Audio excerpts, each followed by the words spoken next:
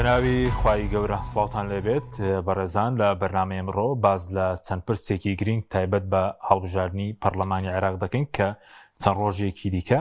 هەڵبژاردنەکە بەرەوە دەچێت و باز لەو فێڵان دەکەین کە ئێستا دەسەڵات دەستی داوەتی لە فشار دروستکردن لەسەر دەنگدەران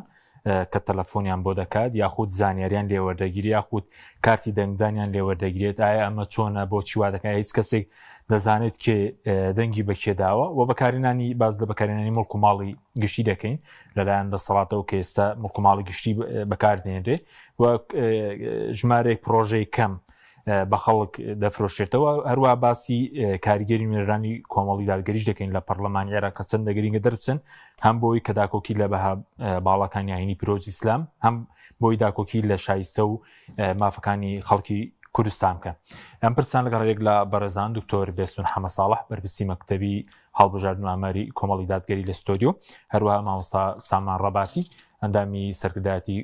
کۆمەڵی دادگەریش لەگەڵمان دەبێت سوپاسی ئامادەبوونتان دەکەین کاکتۆر بەخێربێن کەسەتا لەوە دەست پێ بکەین چەند ڕۆژێکی ماوە بانگشەی هەڵبژاردن بەڵام ئێستا دەسەڵات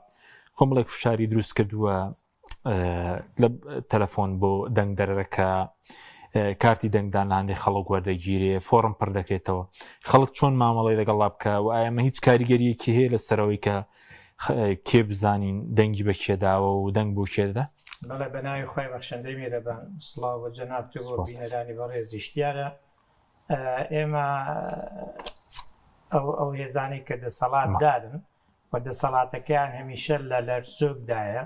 ڕۆژێک لە ڕۆژان چاوەڕێ ئەوەکە کە ئەو دەسەڵاتیان نمێنێ هەموو هەوڵێک کە دەن بۆ مانەوەی دەسەڵاتەکەیان ئەو هەوڵانە بەشی زۆریان بڵێم هەموو یانیان بەشی زۆریان هەوڵانێکن کە نامەشروعن وشتی خراپن ئەوەی کە ئێمە بینین ئێستا لەلایەن هەردوو هێزی دەسەڵاتداری هەولێر و سلێمانی ئەمانە کۆمەڵێک ڕێگە بەکارێنن سەرجەم ڕێگەکان وەک نایاساین بە پێی یاساکانی هەڵبژاردن و یاساکانی کۆمسیۆن هەم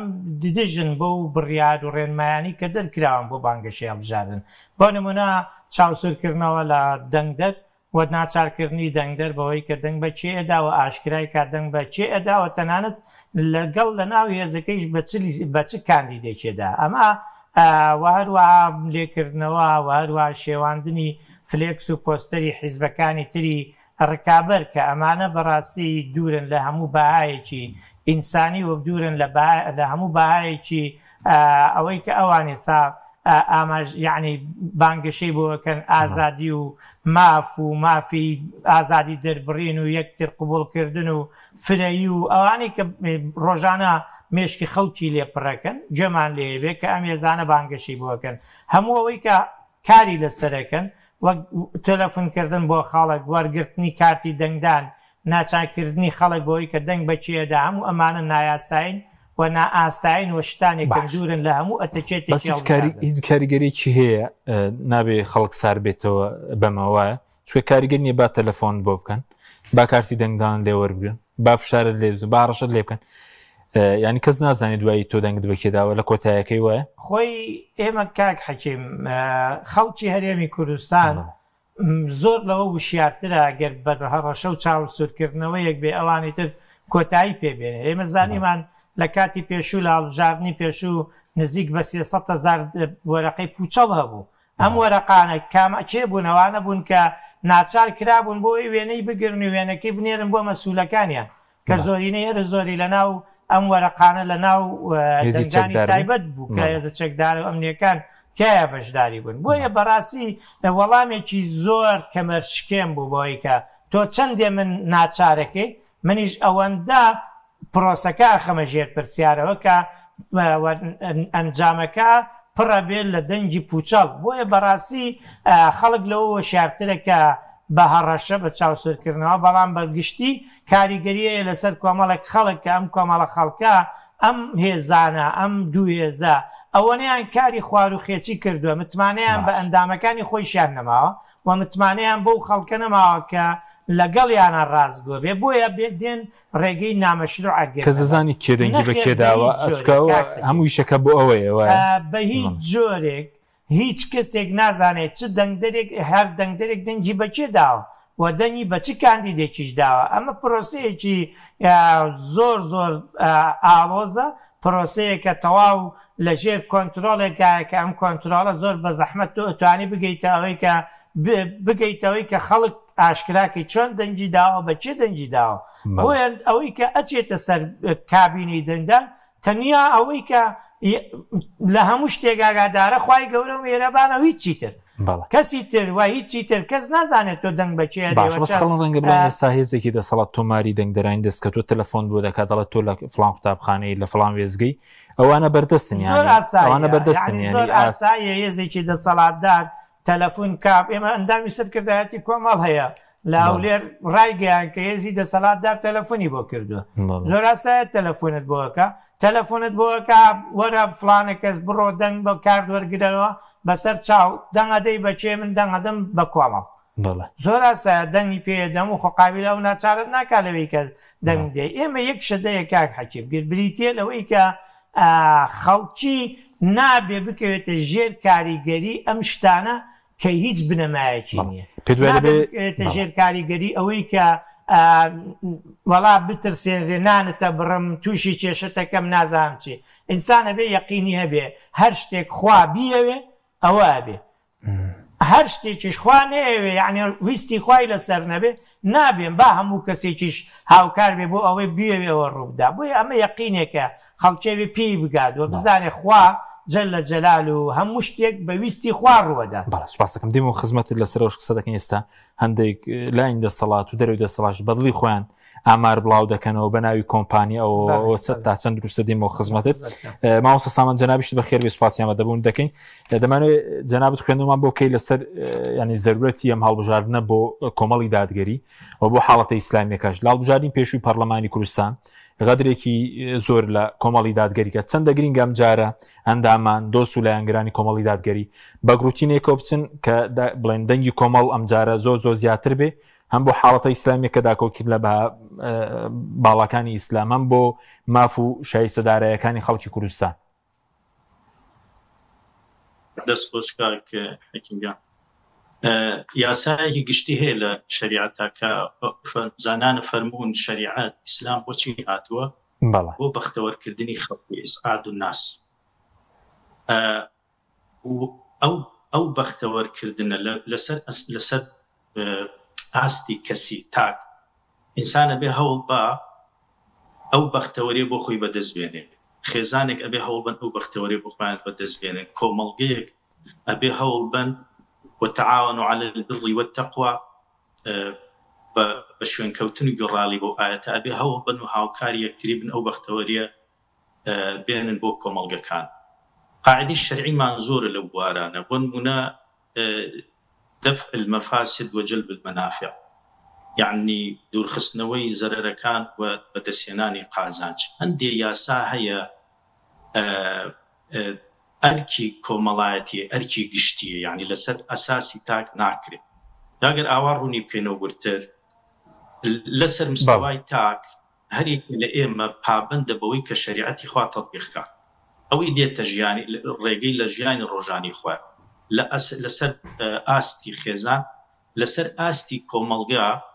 ئەتوانم بڵێن بانخوازان ڕۆڵی ئەوە ئەبینن بەڵام لەسەر ئاستی دەوڵەت و یاسا و پەروەردەی فەرمی و کەمەسە کێشەمان لەو بوارانە ئەوانە هەمووی بە دەوڵەت ئەکرێت و دەوڵەتیش سێ پای گرنگی هەیە یعنی تحقیقی شریعەت نابێ هەتاکو مەصدەری تەشریع شریعەت نەبێ شریعەتی ئیسلام نەبێ و هەتاکو کۆمەڵگە شریعەتی قبوڵ نەبێ و هەتاکو سیاسەتمەدار ڕاشد و سەرڕاست و شەرعڕەو نەبێ ئەمەش بەڕاستی ئیشێکی ئاسان نییە ئەو موئامەرەی کە ئێستا ڕوو لە مسلمانانە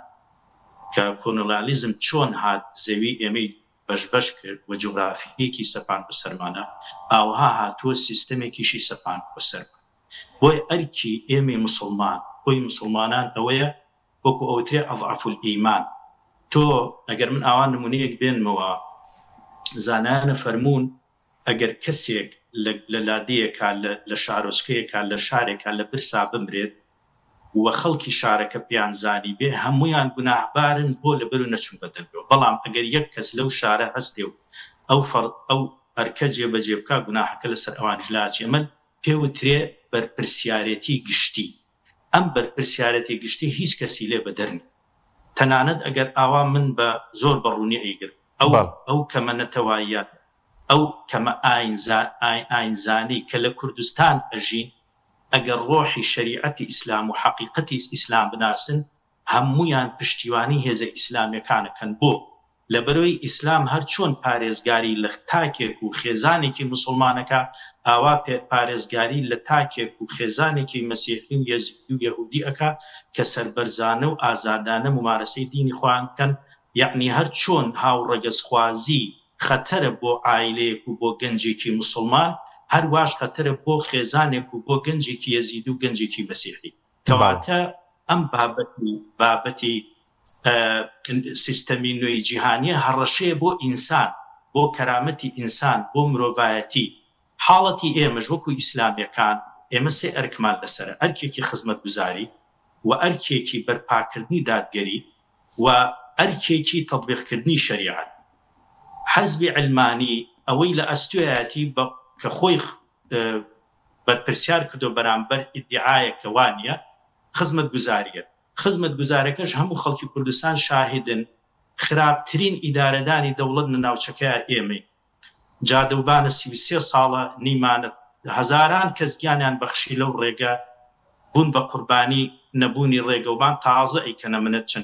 چەند کیلۆمەترێ بەسەر خەڵکەوە ئیترەوە بێزگە لە سێکتەری خوێندن و تەندروستی و سێکتەری ئاوەدانی و سێکتەری بابەتی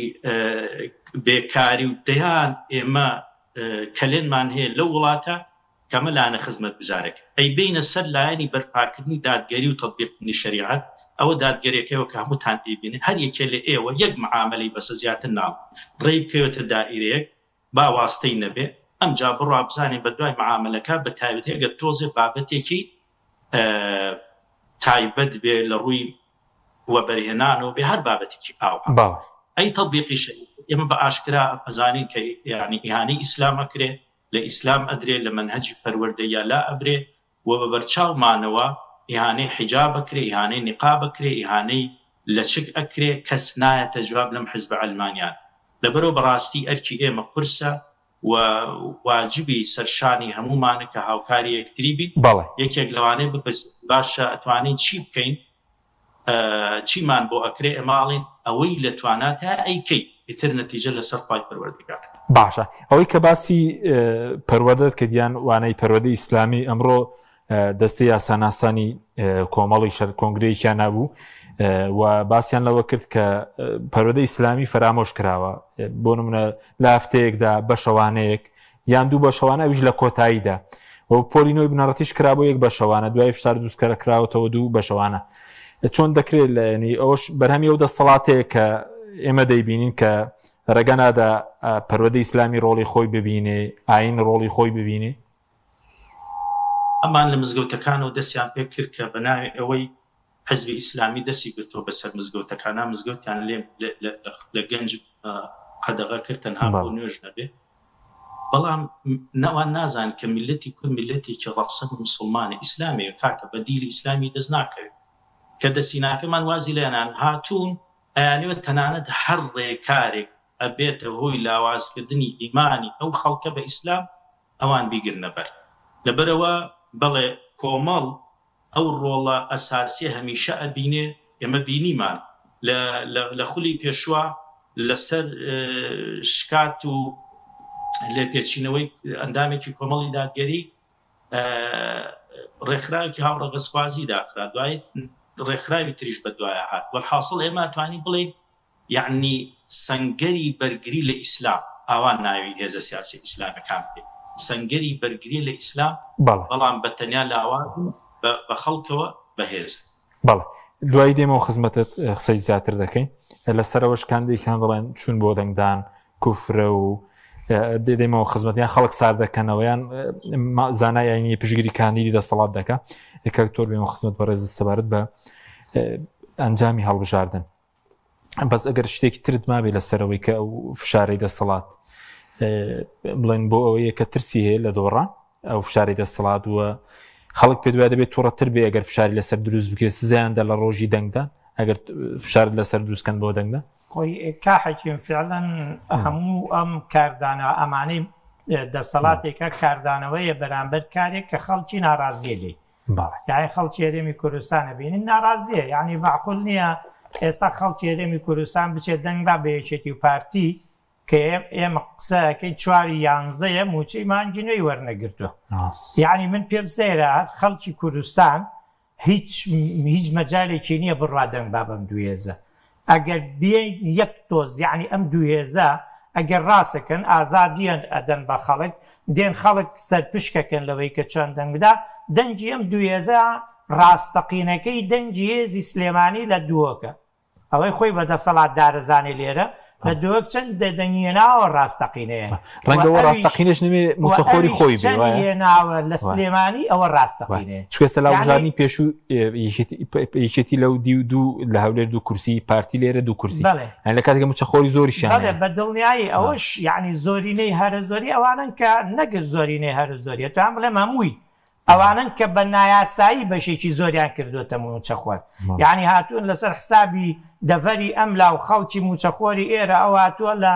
ناوچەکانی ژێر دەسەڵاتی ئەولا یەک دنیا کەسی کردوتە بە موچەخۆر بە هەمان شێوە ئەویش لێرە بە هەمان شتی کردوتەوە کاک حەکیم هەموو ئەمانە هەوڵدانە بۆ ئەوەی خەڵک یعنی ئەم فشارانە ترسە لە دۆڕان و خەڵک ناچار بکە بەوەی کە دەنگ بەخۆی بداوە پارێزگاری لەو کورسیە نامەشروع بکە کە هەیەی بە پارێزگاری لەو نوێنەرایەتیە بکە کە نوێنەرایەتیە کە تاوەکو ئێسا بۆ یەک سانیەش بۆ یەک لەحزەش بۆ خزمەتی کورد و کوردستان و خەڵکی کوردستان بەکاریان نهێناوە لە 2005 تا ئێسا با یەکێتی و پارتی بێن بە دەنگی دلێر زۆر ڕاشکاو بن بێنە لەکوێ ئەتوانن باسکەن چیان بۆ خەڵکی کوردستان کردووە و چیان کردووە لەوەی کە دەقە دەستوریەکانی خەڵکی کوردستان مافی کوردستان جێبەجێ بکرێت کاکە ئێمە دەستور کە دانرا لە عێراق بڕیار بوو مادەی 140 بڕیار بوو جێبەجێ بکرێ بڕیار بوو ئیستیفتای بۆ بکرێ زۆر بڕیار هەبوو بەڵام کووە ئەی ئەمانە چیان کرد کوا خۆ پیشاندانەکانیان کوا فشارەکانیان لەسەرەوەی کە ناوچەی 140 بگەڕێتەوە سەر هەرێمی کوردستان و بە پێچەوانەوە هاتن ئەوەیشی هەبوو ئەویشیان دایەوە یعنی بە شاباش و دیاری دایانەوە بە حکومەتی عێراقی ئێمە کورد جاران لەکوێ بوو ئەخیر سەیتەرەی کورد لە حەمرین بوو لە خواری دووس خوورماتوو بوو ئەیێسە لەکوێیە لە بانی مەقانە لەمسەر لەولا لەکوێیە لە پردەیە یعنی ئەبێ ئەمانە یعنی نازانم شانازی بە چیەوەکەن و بەچی خەڵک فریوە دەن بۆی کە دنیان پێ بدا بۆیە کاک حەکیم با هەموو دەنگدەری کوردستان بزانێ داواکردنی کارت شتێکی نایاساییە فشار دروستکردن نایاساییە ناچارکردنی خەڵک بۆی کە دەنگ بە فڵان بدا هەمووی نایاساییە درۆی شاخداری زانینیەوەی کە من نەزانم تۆ دەنگت بەکێ داوە و نازانم چی درۆیەکی شاخدارە هیچ ئەسڵ و بنەمایەکی نییە و هیچ کەسێک ناتوانێت بزانێت چێ دەنگی بەکێ داوە و ئەم کەسە کە کارتیشی لێ وەرەگرێ با نەچێتە ژێرباری ئەوەی کە بزانن دەنگت دوای بۆ نەچێتە ژێرباری ئەوەی کە بەفری و بخوا بە قسەکانیوان ئێستا بۆ نەوەنە لە ناوچەیەک کە ئێمە یعنی ڕکابەری یەکەمین لایەنێکی دەسەڵاتی دێت لەو ناوچەیە ئەڕوا خەڵکی گەنجانی ئێمە یان گەنجانی ئەو ناوچەیە پێڵە کارتەکەتم پێ بدە بە ئەوەنە 1000 دینار ئەم ئەوەندە 1000 دینارە کارتەکەت بە لای ئێمەیە تۆ قەی نامەچوو بۆ دەنگدان یان ئێمە خۆمان دەنگەدەین بۆ تۆ ئەسڵەن کەس ناتوانێت کاک حەکیم لە بری کەس دەنگدا چونکە کارتی بایۆمێتری دەنگدان کۆمەڵێک شتی منی تیا خەزنە بەس من ئەتوانم ئەو کۆدانە بکەمەوە بۆ نمونە ئێستا لەو ناوچەیە لە کاکە مەچۆ بۆ دەنگدان ئامانجی لەمە ئەوە نییە کە بڕوا دەنگ با بۆ ئەو کەسە ئامانجەکەی یەک شتە ئەوی شەوەیە دەنگدەری تۆ نەچێ بۆ دەنگدا یعنی دێت بە پارە بە ترساندن بە چاوسورکردنەوە ئەمانە هەمووی شتی بێ بنەمان بۆیە ئەو کەسەی تا ئێسا ئەگەر کارتەکەشی تەسلیب کردووە ئەگەر کارتەکەش فرۆشتویەتی کە بەداخەوە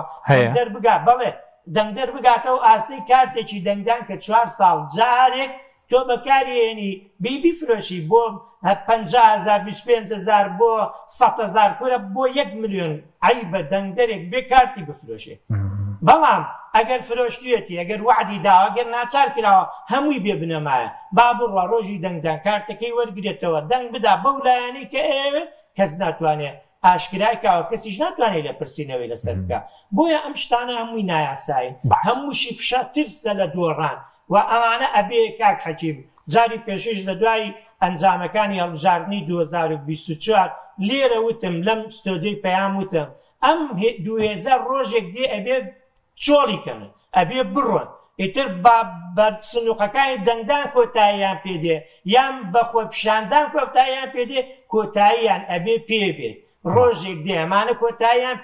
پێیان خۆش بێیان پێیان خۆش نەبێ دێم و خزمەت لەسەر ڕاپرسی کۆمپانیەکان قسە دەکەین مامۆستا سامان بێم و خزمەت بەڕێزت سەبارەت بەوەی کە خۆشت بابەتێکت نووسی بوو باسی مامۆسایەکی زانکۆت کرد بوو کە بڵاوی کردوتۆ گوایە دەنگدان کوفرە لە کاتێکە بەڕێز سرنجێکی جوانت دابوو ینی کە و موچەکەی بە پێی یاسایەک وەردەگری بە پێی یاسایەک لە بۆتە مامۆسای زانکۆ پێی یاسایەک بڵێن بۆ منەوانە دەڵێتەوە پشووی بۆ ڕێکخراوە ینی چەند چی لە سەراوانەیە کە دەڵێن دەنگدان کوفرە خەڵک سار دەکەنەوە ئەوان لە ئەگەر بۆی مافێکیان بینی ئەوان لە دیوێکە و سەیری قزێک باکەن هەرە و دیوە ئەبینن ئەویش ئەوەیە ئەو قەنەعاتێکی بۆ خۆی دروست کردووە دیموکراسیەت ینی ئەو لای ئێمە ئیسلامی ئێستا دیموکراسیەت میکانیزمە یعنی وەسیلەیە لای ئەو قەنەعاتی وایە دیموکراسیەت پەیوەستە بەش ینی چۆنەڵی فەلسەفەیەکەوە کەسە فەلسەفەی لیبرالی قسەکەی تا ئەوێ ڕاستە ئەگەر دیموکراسیەت بە فەلسەفەی لیبرالیزم فەرز بکرێ بەسەر هەر میلەتێکە دەرچوونە لە ئیسلام بەڵام ئەگەر هاتین وتمان دیموکراسیەت میکانیزمە و ئەمجا حاڵەتێکە فەرز کراوە بەسەر مسلمانانە من لە پێشووتر وتم بۆ نمونە حدودی سنووری بینی تورکیا و کوردستان یعنی ئەتوان بڵێم سنووری بینی دوو کوردستان نەک تورکیا و کوردستان سنوور یا وەرە با من و ئەو مامۆسای زانکۆ بچین بڵێن ئەمە کوردستانە و ئەڕۆینە ئەو بەرەوە یعنی مامەڵە لەگەڵ واقع لەگەڵ حەزی من جیاوازە حەزی من ئەوەیە هەر چوار پارچەکە یەک دەوڵەت بێ و ئێمە سیادەمان بەسەریا هەبێ بەڵام وایە واقع نە ئەسڵ وایە مسلمانان محکوم بکرێن بە شەریعەتی خوا ینی حکم بکرێن بە شەریعەت و خەڵکی شەریعەت خواست و خەڵکی عەدالەت خواست عومەر ئاسا قوتابەکانی عومەر حکمی مسلمانان بکەن بە گشتی و کوردیش کە ئێمە ئێستا لەناو ئەو میلەتین بەکارێتی بەڵام ئایا ئەم حەزە و ئەمە لە واقعەکە ئێمە ڕوبەڕووی واقعێکی تر نابینەوە با چۆن مامەڵە بکەین من گلەیم لەو باوەستانە ئەوەیە زانایانی ئومەت قسەیان لەسەر مەکردەوە بۆ لەبەر پێوترە مستەجیدات لە دوای ڕوخانی خلافەت و کۆمەڵی قەزەی هاتووەتە پێشەوە من و تۆ دروستمان نەکردو دروستیان کردووە ئەم سیستەمە هاتووە بۆ نمونە ئەو مامۆستایە مامۆستای زانکۆیە هەر سیستەمی خوێندنەکەی و بەدەستێنانی ماستەرەکەی و دکتۆراکەی و مناقەشەی دکتۆراکەی و ئیقراری دکتۆراکەی و دوای تعدیل گۆڕینی شەهادەکەی و دوای ئەوە دامەزراندنی و دوای ئەوە بڵێن پێش ئەو ئەگەر زانکۆکە دامەزراوە هەر هەمووی ئەم بڕیارانە لە پەرلەمان و ئەنجومەنی وەزیران و ئەو وەزیرەوەیە کە ئێستا مەسئولی ئەو معاشەکەوەی لەبەرەوە ئەوە نەقسەیەکی ناواقع ئەوە نە دوورە لە باش مامۆستا سامان وایە بڵێ تۆنە مادام بابەتەکە پەیوەندی بەمانەوە وەکو شەخسی لەبەر و پێویستەکان ڕاستەکەیان جاگرنگ نییە خەڵکانێک بنێرین بۆ نمونە بۆ پەرلەمان ئێستا بۆ نمونە یاسایەکەت بۆ دەرکەن کە پێچەوانە نەبێت لەگەڵ شریعەت بۆ نمونە فراکسیۆنی کۆمەڵ لە پەرلەمانی کوردستان یاسا هەبووە بۆ نەمە ڕیبای تێدا بۆ دژی وەستاوەتەوە یاسا هەبووە بۆ هاوڕەگەزبازی بۆ قەدەغەکردین لە پەرلەمانی عێراق دەنگی پێداوە گرنگ نییە کەسانەی پچنە پەرلەمان و حکومەت کە بتوان یاسایەک دابنین کە هاوتا بێ یعنی لەژێر ڕۆشنایی شریعەت دابێ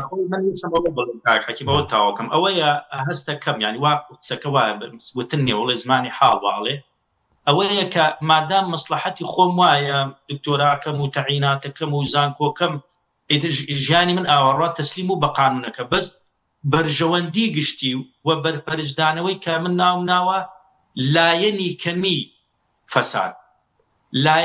بەدەستهێنانی لایەنی کەمی خێر کە تۆ مادام لایەنی کەمیش بەدەستبێنی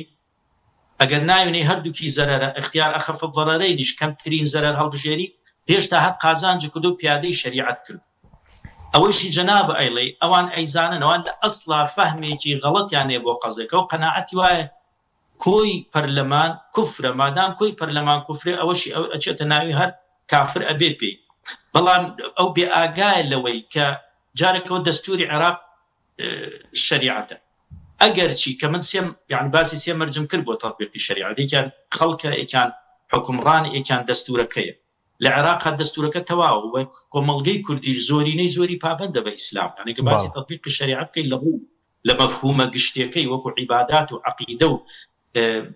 بەجێگەیاندنی ڕوکنەکانی ئیسلام میلەتی کورد زۆری تەطبیقی شریعەت کە، بەڵام ئێمە لە چیا غەدر لە ئیسلام کراوە؟ لە بابەتی یاسا، لە بابەتی ئاراستەکردنی کۆمەڵگە، لە بابەتی ڕێخستنی ئیعلام، لە بابەتی چۆنەڵی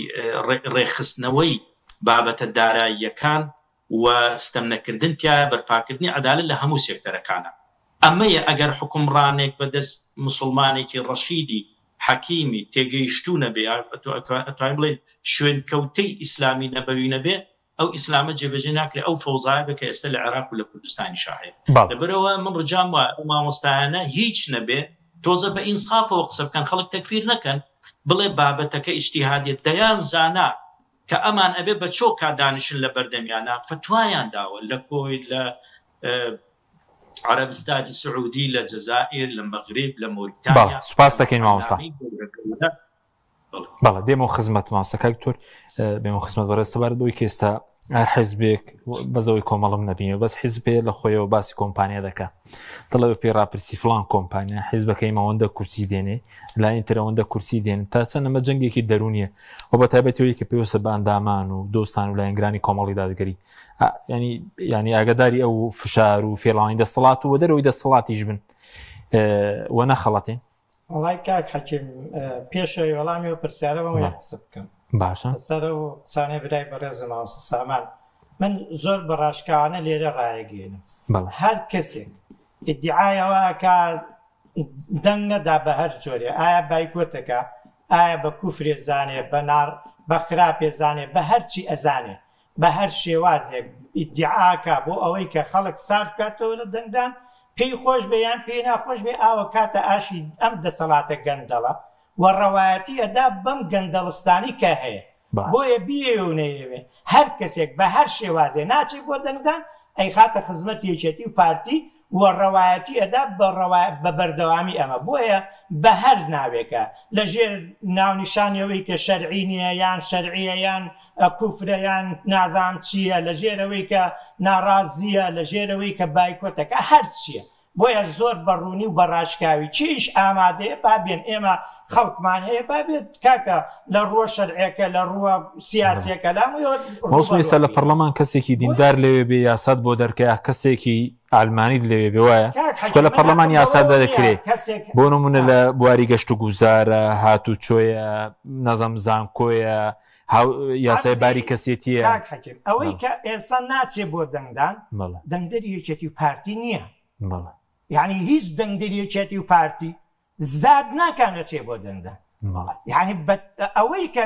ناچێ بۆ دەنگدان ئاوە کاتە ئاشی ئەو بەڕێ ئەوانەوە و ڕەوایەتی ئەدا بەو گەندەڵستانی کە هەیە، تۆ کە ناچی بۆ دەنگدان واتە دەنگ نادی بە یەکێک لەو ێزانی دەرەوە یەکێتی و پارتی، وەک کە خەڵک سار دەکەیتەوە، خەڵکێکی ئیسلامی سار دەکەیتەوە کە نایە دەنگ بدا بە منی کۆمەڵی دادگەری، بۆیە بەڕاستی واتە دێیت لە بەرامبەرە ئێمە هێزەکانی تەدیێنیتە خوارەوە و ئەوان سەرەخەی، چونکە ئەوان هیچ کامیان زاتێوەیان نێوە، ئەمانە سەرۆکەکان، یعنی ئەوانەی کە سەردەستەی ئەمەنیان ڕابەرایەتیەکەن بە جۆرێ لە جۆرەکان لەگەڵ ئەو دەسەڵاتە گەندەڵا پێکاتون بۆ ئەوەی کە خەڵک سات بکەنەوە و ڕەوایەتی بەوام بدەن لە پێناوەوەی کە خۆیان بینیشمان لە ڕابردوویش بینیمان، هێزێک بەرامبەر هێزێکی تر لیستێکی قوتە کردەوە دەنگی بەدەسێنە، دوایی لە بەرامبەرەوەی ئەم دەرنەچێ خۆی کۆمەڵی شاباشی وەرەگرت، یان خەڵکێکی سار دەکردەوە نەچێ بۆ دەنگدان شاباشی پێکرا، بۆیە بەڕاستی ئەمە زۆر ڕوون زۆر ڕاشکاو هەموو ئەوانەی ناچن بۆ دەنگدان بە هەر شێوازێکەیە ئاوەکەنە ئاشی یەکێتی پارتی و ڕەواتی بۆوانە باشە بینی سەر ڕاپرسی کۆمپانیەکان بۆ نمونە دەڵێن کۆمەڵ یان میدیای دەسەڵاتی شەیە دەڵێ بۆ نمونە کۆمەڵ هیچ نانەوە جۆرێکە لە جەنگی دەرونی دەیبین. کاک حەکیم ئێمە کۆمەڵی دادگەری کوردستان ئەم جارە بانگەشەمان شێوازی بانگەشەمان جیاواز، جەنابەت دۆک میدیاکار و هەموو میدیاکارانی ژۆ پرسیارەکەن بۆ کۆمەڵ شێوازی بانگەشەی جیاوازە، هەر من و تۆ ئێستا شەسی سلێمانیە گەڕین فلێکسەکانی ئێمە کاتە یەک لە سەر هەزاری کەمترینە یعنی بە مەتر زۆر کەمن شتەکانیە ئێمە بانگەشەی ڕوبەڕووە بانگەشەیە لەگەڵ خەڵکی خۆمان ماگەشەی ڕوبەڕوو خەڵک ڕوبەڕوو ئەبینی قسە لەگەڵ خەڵکەکەی ڕووماندی بانگەشە بکەین کاک حەجێ ئەمە ئەچینە ماڵان ڕێزمان لێگیرێ خەڵکی ئەچێتە ماڵان دەرگای لێ ناکرێتەوە بەڵام ئێمە ئەچینە ماڵان ڕێزمان لێگیرێ من لە دەڤەری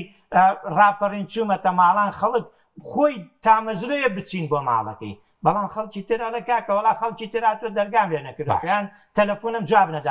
ڕاپرسی کۆمپانیەکان ئێمە بەڕاستی خەڵکی خۆمان دواندووەوە ئەزانین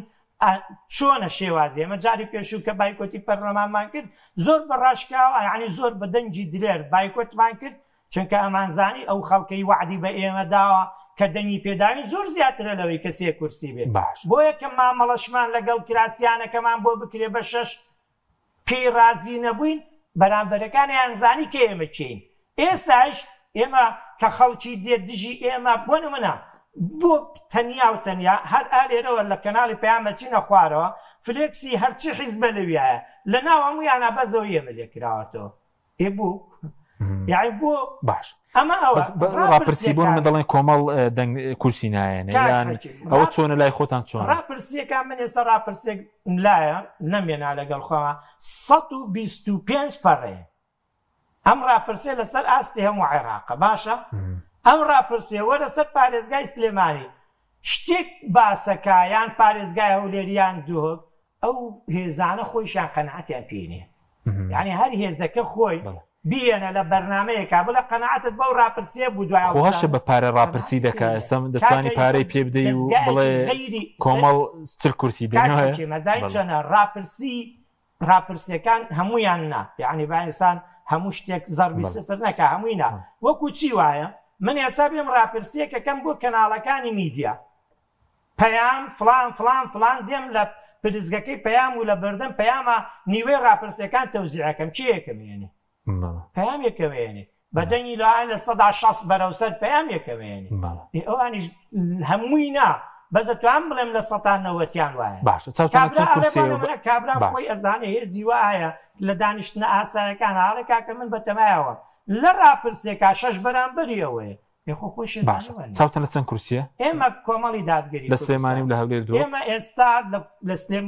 بەڕێز کاک عەبدولستارمەجید لە کۆنگرە ڕۆژنامە نووسیا ڕایگەیان کە ئێمە چاومان لە 4 کورسی پەرلەمانی عێراقا بەدەستی بێنین 2 لە سلێمانی 1 لە هەولێر بۆ 2کیش بۆ 1 شەڕەکەین ئەمانەوێ ئەمە بێنین و چاویشمان سیقشمان بە دەنگدەرانی هەرێمی کوردستانەوە داواشیان لێەکەین کۆمەڵی دادگەری کوردستان لە بیر نەکەن چونکە ئێمە بووین تاکە هێز کە لەبەر بەرژەوەندی خەڵک قوربانیمان بە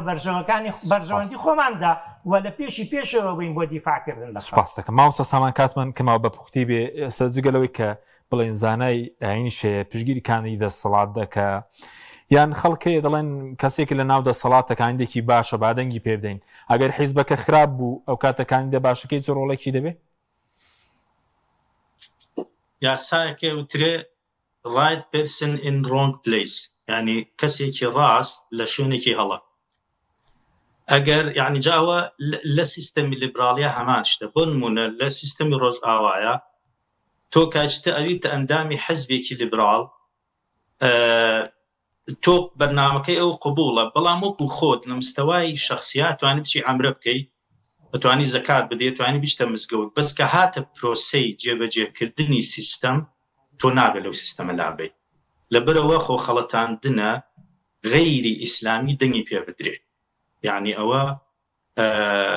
یعنی وەکو بڵێ مسلماتە ئەو شتانن کە یعنی پێویست بە مناقەشە ناکاو بە دیهیاتە ینی لە عەقڵ غەیری ئەوەی قبوڵ نییە لەبەرەوە ئەو کەسە چاکە بۆ خۆی چاکە بۆیە ئەشکرێ مەسەلەن ئێمە ئەڵین بڵێ یعنی ئینسانی چاک زۆرە قورئان خوێنە لەوانەیە حافظ قورئانیش بێ بەس ئەو لە ناو چوارچێوەیەکە ئیشەکە کە چوارچێوەکە شریعەتی قبوڵ نییە وەکو یاسا وەکو سیستەم وەکو مەرجە باشە ماوەستا چەندە گرینگە ئەمجارە خەڵک ینی پژگیرێکی زۆری کۆمەڵی دادگەری کرا پێشتر غەدری لێکرا ئەم بۆ حاڵەتە ئیسلامیەکە ئەوەی کە باسمان کرد بۆ داکۆکی لە بەها باڵەکانی ئاینی پیرۆزی ئیسلام بۆ پەروەردەی ئیسلامی بۆ پاراستنی خێزان ئەخلاقی کۆمەڵگە گرینگەوە جگە لەوەش بۆ ڕایەنە شایستەدارایەکانیش بڵین ئەوەی کە پەرلەمانتارانی کۆمەڵ زۆریان لە انتخاباتی پێشووە کۆمەڵ بایکۆتی کرد وەکو داهێنانێک لە ناو پرۆسەی سیاسی کوردستانە کە من دڵنیامە مەسەرە کێشە بۆ کرانەوەیکی باشتر بەڕووی ئۆپۆزیسیۆن بە خەڵکی وت خەڵکینە غەدر و خیانەت لە دەنگی ئێوە کراوە من مەجبورم بەرگری لەو دەنگە بکەم و ساڵێکە ئەو پەرلەمانە نەچۆتە سەر پێ کۆمەڵ هەر بەهۆی ئەو بڕیارۆ دەیان ملیۆن دینار گەڕاوەتەوە بۆ خەزێنەی کوردستان کە ئەو خەزێنە بەتاڵۆ کە ئەیشی دزن هەڵبژاردن یەکێکە لە ئەرکەکانی ئیسلامیەکان یەکێکە لە ئەرکی کۆمەڵ دەیان ئەرکمان هەیە بەڵام قسەکەی من وایە لەوانەیە من خەڵکەڵێ دەنگ کەمەهێنن یا کورسی کەمێنن من سە قسەکە پێچەوە ناکەمەوە ئەڵێن ئێمە بە پێی ئەگەر خەڵک ئازاد بکرێ فشار دروست نەکرێ هێزی چەکدار بێلایەن بکرێ هێزە ئەمنەکان بێلایەن بن لە دەنگدان خەڵک ئازاد بن لە دەنگدان ئیسلامیەکان بەبێ منەت 30 کورسی دێنن ئەوە من تەحەدایەکەوە ئەیکەم لەم 30 کورسیە بڵێ 10 کورسی 12 کورسی هی کۆمەڵە یعنی ئەگەر ئێمەستە چوار بێنین لە 8مان لێ دزراوە حەزەکەم خەڵکەوە بزانێ بۆیە هەتا بچی و زۆرترین دەنگ بی زۆرترین دزراومان بۆ گەڕێنیتەوە بەڵێ ماوەسمت زۆر گرینگە بۆ حاڵەتە ئیسلامیەکەش وایە بۆ مەسەلەی پارێزگاریکردن لە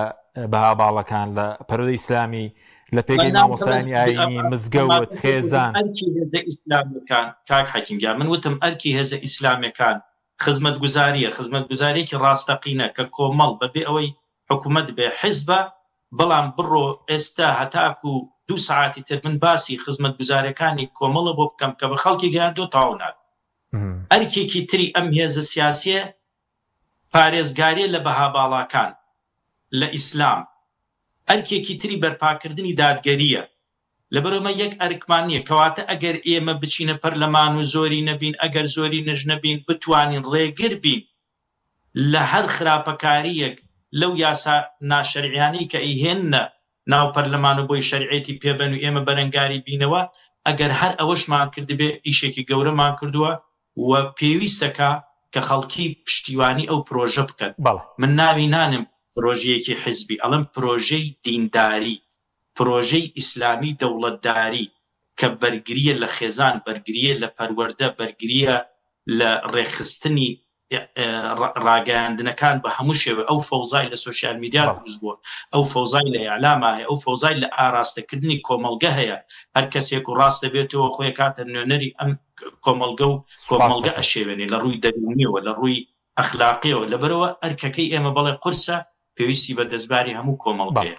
سپاس دەکەم کاکتور کاتمان زۆر کەماوە بەستنە خەڵک گرینگە دەسەڵاتی نی سزایم دەسەڵاتە بدە جگەلەوەی کە داهاتە دەزێ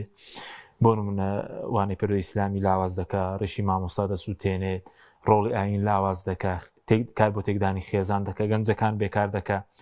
موچەکەت دەدزێ وڵای کاک حەکیم خەڵکی هەرێمی کوردستان یەک شت بەسە بۆ ئەوەی کە ئەم دەسەڵاتە ڕەتکاتەوە ئەویشەوەیە وەکو باسم کرد لە سەرەتا ئێستا 4/11 موچەی مانگینەی وەرنەگرت باش یعنی بەس ئەمە بەسە بۆ ئەوەی کە خەڵکی هەرێمی کوردستان دەنگ بەم دوێزە نەداوە ئەم دوێزە ئاوت کا لە داهاتەکە دەدزێوە ئەخلاقیشت دەدزێ جگاوە کاک حەکیم جگاوە یعنی تۆ وەرە یەک شت نییە ئەم دەسەڵاتە تەنها هەوە کە لە دەسەڵاتی ئەوانە بۆ یەکسانە بۆ خەڵکی کوردستان وەکو یەک ئەوی تری هیچ چیوانە ئێستا بۆ منە باز لە ئازادیەکەن ئەم ئازادی سلێمانی و ئازادی و لێت کاکە کواوە ئازادی بێزەحمەت وەرە پێمان نیشاندن یعنی ئەو ئازادی کە تۆ نیتە لە هەولێر و ئەو نیەتی لە سلێمانی ئێمە نیمانە لە خزمەت لە لای هیچ کامتان یعنی نیمانە ئەو قوتابخانە ئەوەسێنێ خەستخانە خاتە خزمەتی خۆی نازانم چی منێک کاتێک بچە کادیرێکی ئێمە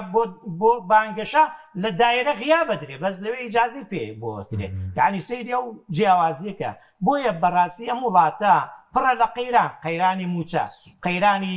نەبوونی سوتەمەنی ئاو کارەبا خزمەتگوزاری جادە ڕێگەوبان هەموو ئەمانە هۆکارن بۆ ئەوەی کە ئەم دەسەڵاتە سزا بدرێ و جارێکی تر هۆڵی پەرلەمان نەبینەوە بەڵام بەداخەوە خەڵکی هەرێمی کوردستان تاوەکو ئێسەش پێی وایە ئەمانە فریادە ڕەسێکن ئەو فریوەی کە خواردیانە چەند ساڵە هیچیان پێ نەکراوە دێن دووبارەیەکەنەوە. سوپاس دەکەین دکتۆر بێستون هەمە ساڵ هەستۆدی و هەروە مامۆستا سامان ڕەباتی سوپاس بۆ جەناویشتە سوپاس